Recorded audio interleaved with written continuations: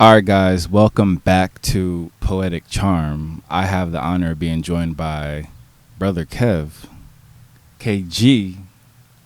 Say what up to the people, Kev. What's going on, good people? What's going on? I feel like I should say something really cool, but I'm just going to relax and let things do what they do. I mean, you probably will in a couple of minutes anyway, That's right? my intention. Yeah. That's my intention. So, the topic that we decided on was what, Kev? So I think ultimately what we're really going to discuss, and I'm sure to spin off in a lot of different directions, is really choosing or being chose, right? That's Now, a very philosophical notion. I love that. Well, it has a lot of different directions it can go, right? You have the male perspective, woman perspective, what's assumed, what's not assumed, what you're aware of, what you're not aware of, what's pre-programmed, what's not. Like, there's a lot of different directions you can take it, right? So I feel like there's a lot of depth in the conversation. And there's a lot of assumptions going on also. 1,000%. And assumption is where all the confusions come from. So I feel like it's easier to talk about it than just assume incorrectly, and then you keep assuming incorrectly and then expecting it to work. Doesn't make sense. So in that, you mean like in regard to a specific individual, right? Because my opinion, you may have a conversation with a young lady, you guys get on the same page, you meet another young lady, you may find yourself having the same exact conversation, but the expectation is that you learn something from that last interaction. So you're able to build on that, and she can understand where you're coming from, and you can understand where she's coming from faster, right? Right. That's the goal.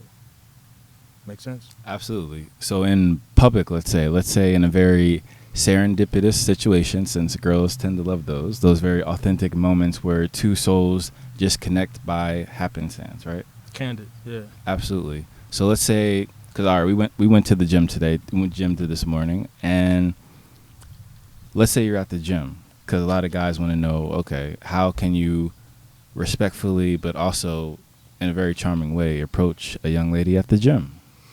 So my opinion on it is, and this is a slippery slope, right, for me. So I would say this, personally, I don't approach women in the gym, right? I feel like there's a lot of vulnerability, comfort, insecurities on both people's part, right?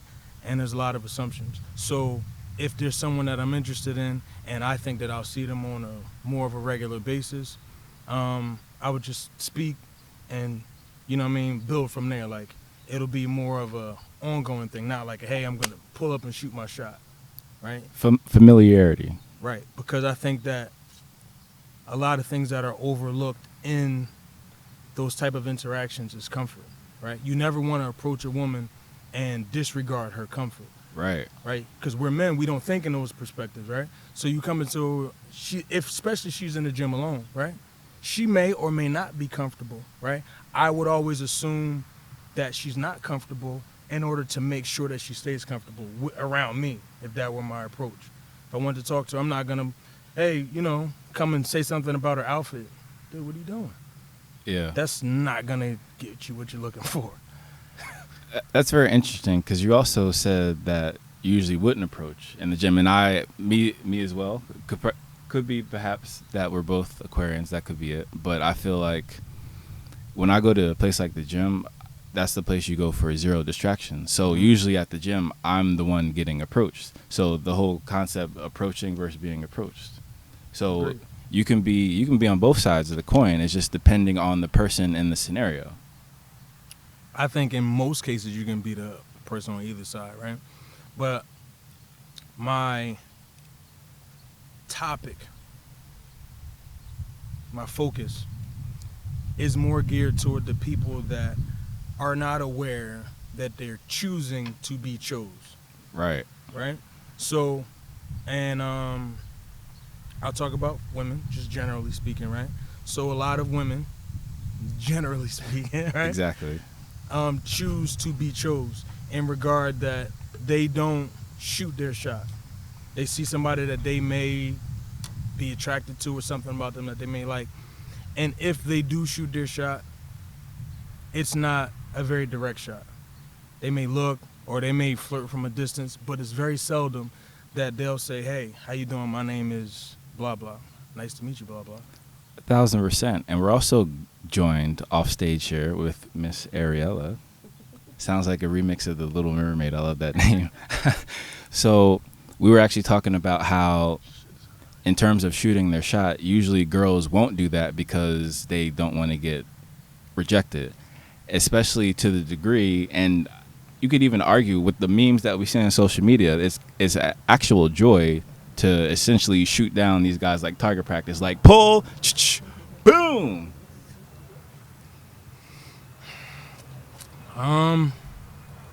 I think sometimes there's a lot of things in that. I think that social media really feeds off of people's ego. I think you get a lot of, even though they may like somebody, they may like somebody's approach, to be able to curve them is like getting likes. You know what I mean? So essentially you're self-sabotaging because you want a happy, fulfilling relationship, but you don't know how to get out of your own way, right? So you're doing what's popular or what you're pre-programmed to think rather than what you actually want to do.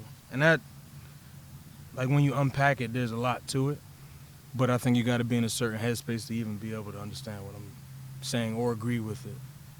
It's my perspective. So I would say that I can't speak for all women, right? I can't speak for the general population, but I would say it's probably split 50-50. Whereas it's a mindset and an attention-seeking quality that you would have to say, oh yeah, I want X amount of men to be in my DMs or like my pictures so that I can shoot them down, right? I can speak from the percentage that don't want that, right? That it's not a game to me where I'm just waiting to see, oh, yep, he's going to come talk to me, but I'm going to shoot him down. No, that is a different mindset that I cannot agree with.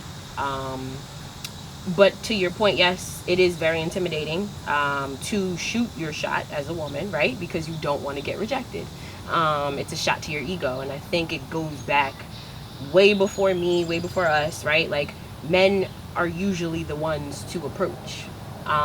So we kind of sit back and wait for that to happen. But I also think in our minds as well, you feel like you chose the guy, right? Even though he was the one that came over and spoke to you, you ultimately, not all the time, but you gave him the look, which made him come over. So in some of our minds, yep, I chose him. I wanted him to come over here because I gave him a look, and that's why he came. Just a little anecdotal story and I agree with that completely. Is when I went on my treks to Sweden. Yeah. So one of the young ladies that I met there, she confirmed that for me as well. Like, yeah, I have a certain move, and a guy knows to come over after that move. So it's like doing a Jordan fadeaway, like, buckets. But there's no accountability in that, right? That takes... You took the words right out of my mouth. It's right where I was going. That takes the heavy lifting, right? Pun intended, right? Out of my Definitely. equation, right? I don't have any heavy lifting to do. All I had to do was give you a look, right? Or flirt a little bit with my eyes, or look at you a few times before you got the picture to come over. Knowing, okay, she obviously likes me or something. Knowing that she's not going to come over to me, let me go over to her. Takes the heavy lifting out of that for me. It's lazy. So if, like the young lady from Sweden, you have like a go-to move, right? So based on what you're saying, I've never asked this question. This is new to me, right? So I assume that women generally have a go-to move. This is an assumption. Hear me out, right? So whatever that is, I'm not asking you if you do or don't, all right? So whatever that is, if you do your go-to move, right, and he just misses the cue, you did whatever that is from a distance. And that happens he's a lot. He's engaged in a conversation. He misses the cue. Do you feel like you got curved at that point?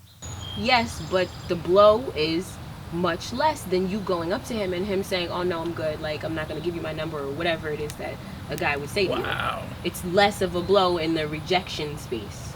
Like, okay, well, I lost one, whatever. Or maybe, or I might say to myself, he wasn't interested. Okay, I misread the signs. So, Wow. yeah. Again, And- it's lazy. It's taking out the hard work for me, putting it on him.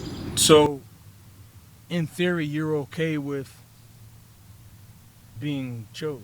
Well, I guess I have to rewind that, because in you, generally you're not being chosen. You actually, you told him you talked to him first, right? Said Body nothing. language, yeah. Said, I mean, I get it. Body language is 85% nonverbal, right? But how do you say that you did your best at something? How do you say that you tried, right? You can't. And I would agree with that. You can't say that you tried. Like I said, it's the lazy route. You didn't put that much effort in. You only did. I mean, anybody can do that. He could have given me the same look, and I could have taken that as flirting when it wasn't. He was looking past me, right? But I didn't take that extra step. I wasn't adventurous enough to say, oh, he looked at me, let me go see what's up. A lot of us don't do that because of the rejection factor.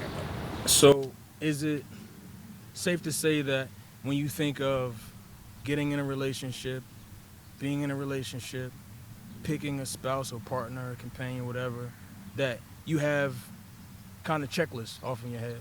Like, you want somebody that's like this, like this, like this, like Absolutely. this, right? So out of all of the people that you will ever come in contact with, you can only choose from the people that you can non-verbally talk to get them to come over to you, right? So whatever it is that is on their mind or whatever they're doing, if you communicate what you think that you're doing, if you telepathically communicate to them, right, to get them to come over, and they may or may not make it, right? So then you feel like you tried. But I look at it and say, okay, out of all of the millions of people, billions of people on the earth, right, you're only limited to the people that you can actually interact with, right? Dating sites aside, right? So only people that you can actually interact with. And even then, like the dating sites, that's a whole nother topic. People that you actually interact with, right? You're not gonna go and talk to anybody that you find attractive that didn't see you or you're not in the same vicinity. So then that cuts that again, right? So now your only options are the people that will actually look directly at you long enough for you to do your go-to move, right? Then that shrinks it even more. But you still have this list that you want checked off for somebody that you deem a quality companion, right? How do you expect to get it? Again, like I said, I can't argue that it's right. It is the lazy way out. I can follow it up with the times when I have put myself out there and approached someone, right, for their number, and then they gave it to me, and nothing came of it, right? So you have to, I guess, I think about those things sometimes as well, right? Like, well, the few times that I did put myself out there and a man did give me his phone number and I did call him and or text him and it didn't go anywhere, to me is like, that's still like rejection. Like, you could have just told me, no, I'm not interested, or not giving me the number, and that would have been the same as you not texting me back or calling me at all. First of all, I like this thing on. First of all, I like to say welcome, right? Well, again, though, that's, you guys are, from my experience, men are more seasoned in that area. But that's from all of the constant rejection, right? So every man, regardless of whether seeing the opposite sex or whatever your choice is, right? From that perspective, you had to start somewhere, right? So I remember as a kid, like, I like girls. How do I talk to girls? I don't know. So I asked my mom, how do I talk to girls? As a woman, she says, like, she minimized it. It was like, you say hi. I'm like, and then what? She said, and then you talk, right? So that was my whole spiel. That was my coach, right? But what I was able to do was take from that and say, okay, just talk. So you talk to them like a person. As dumb as that sounds, as basic as that is, as a teenage kid, young teenage kid, when you say, hey, you talk to them like a person, like, and then you start to goofy, you process it like, hey, they're just people, right? So when you understand that, as you start to grow and develop, It's like, hey, you approach them as a person. You think about their comfort. You think about how you're received. You're aware of the body language. You're able to notice when they do the thing, right? But you're also aware enough to say, hey, I'm comfortable enough to talk to a complete stranger. How many strangers did you talk to when you went to Sweden? Men or women? Man or woman? I mean, because we stuck out as sore thumbs as Americans, probably we would get approached every time other people left us from talking. It would be like, oh, like a carousel. And not in a, you know, not in a bad way. It's just, that's just how it is. I feel like it's very similar when people from another country come here. Everyone wants to talk to that person. Oh, like, this is a new experience that we don't get often. So you talk to strangers often, right? You have to. Essentially, right? Just for your growth and development. Sure. So you figure you're able to meet a lot of different women, different backgrounds, different places, right? So if you were to only, like, suggestively talk to them, like, hey, come talk to me, how many of those women would you have never met? I would say more than double. But to be fair, I also understand both sides of the coin, because usually I'm the one getting approached. Usually. Okay. So a lot of times it happens, I'll go to a club and a girl will feel my buttocks, let's say, and being very forward. We go to different clubs, Josh. Right? I like that. I respect that. Yeah. But we definitely go to different clubs. I think that in all of it,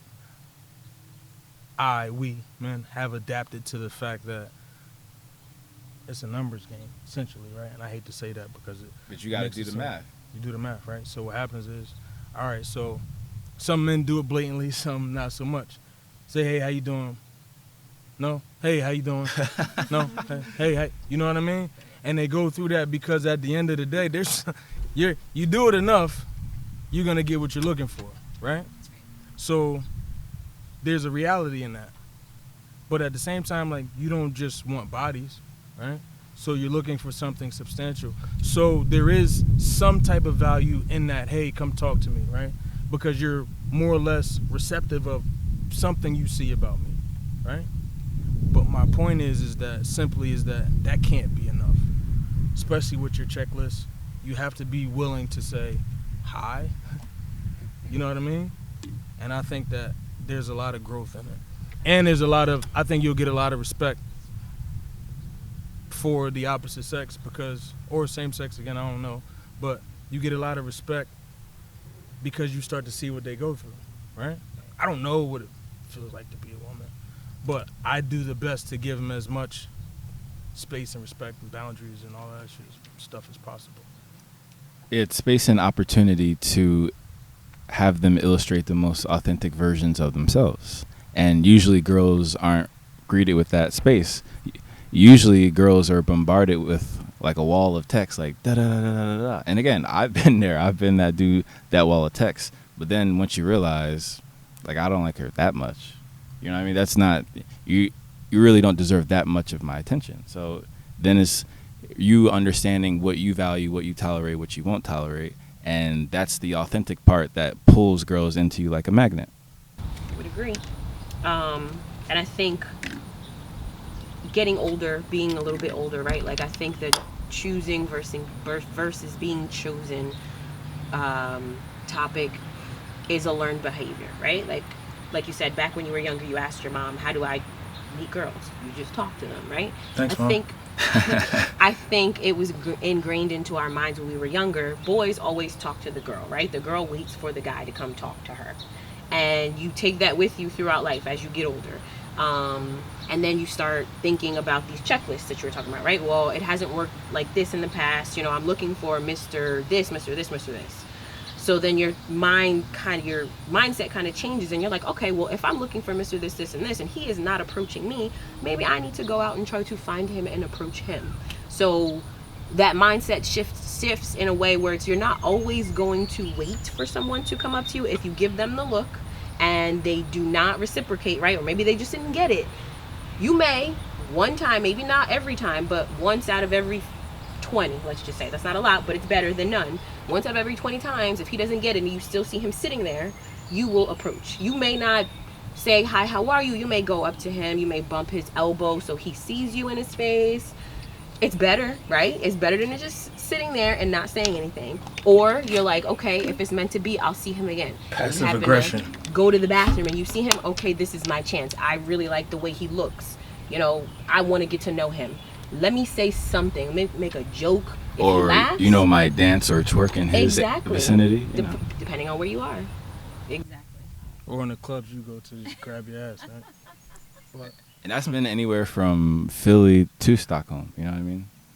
Like, well, again, this doesn't apply to all women in Stockholm, but a lot of women in Stockholm are very bold and courageous. So they'll come up to you in the club and just start kissing you. So why the small talk, right? Right. To me, that's saying I know what I want, right? Like, we don't need to talk. I know what I want. I'm coming to get it. that also says clearly what you want, right?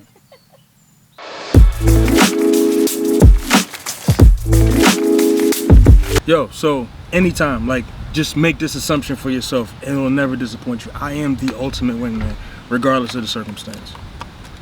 Not too many surprises. He is an Aquarian, so you know. The ultimate wingman.